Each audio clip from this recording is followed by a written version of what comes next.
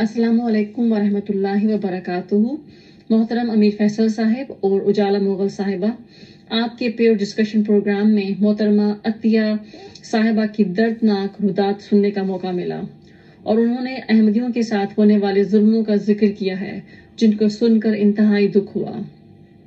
मैं अतिया बहन के साथ एम्पथाइज करती हूँ और उनके दुख और तकलीफ को महसूस कर सकती हूँ। मुझे उनकी करेज पर फख्र है कि उन्होंने निज़ाम के अंदर अहमदियों से होने वाली नाइंसाफ़ी, इनइक्वालिटी और ओप्रेशन के खिलाफ आवाज़ बुलंद की है और मजबूर अहमदियों से होने वाले जुल्मों को बेनकाब किया है, ताकि हम सबको हालात से आगाही हो। सबसे पहले मेरी दुआ है कि अल्लाह ताला इन तमाम इंसानों और अहमदियों को दुखों और तकलीफ़ों से निजात देकर खुशियों और अमन की ज़िंदगी मुयस्सर करे, आमीन। जमात अहमदिया जो इस्लाम के नाम पर बनी थी और ये क्लेम करती है कि वो वाहिद रूहानी जमात है इस वक्त दुनिया में जो इस्लाम को रिप्रेजेंट करती है, मगर इस जमात के ज़िम्मेदारों के गैर इखलाकी और गैर इस्लामी रवैयों की वजह से आज लोग अहमदियत छोड़ रहे हैं। पर इनमें उनका क्या कसूर है?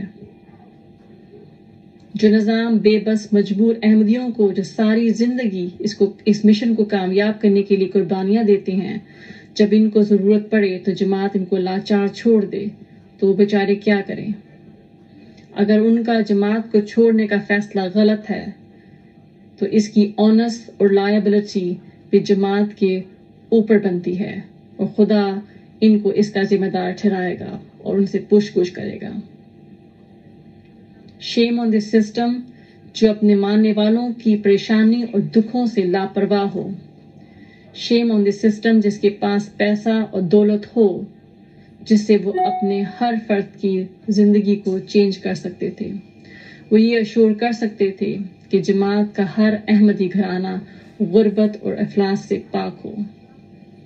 जमात का हर अहमदी बच्चा आला से आला तालीम हासिल करता ताकि वो इस दुनिया में एक बावकार जिंदगी गुजार सकता और इस सोसाइटी में एक मुकाम होता उसका और उसकी कंट्रीब्यूशन होती।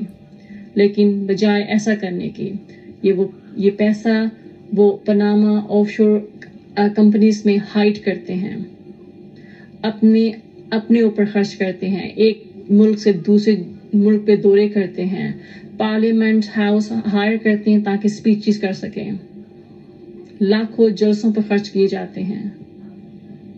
लेकिन अफसोस कि वो अपने मजबूर अहमदियों की हालात से इतने लापरवाह हैं। क्या फायदा ऐसे सिस्टम का? लेकिन अब आज़ादी का वक्त आ चुका है। इस बनी इसराइल जैसी अहमदी कौम को इन फिरौनों से निजात जरूर मिलेगी इंशाल्लाह। गो अतिया गो, हम तुम्हारे साथ हैं। जज़ाकल्लाह।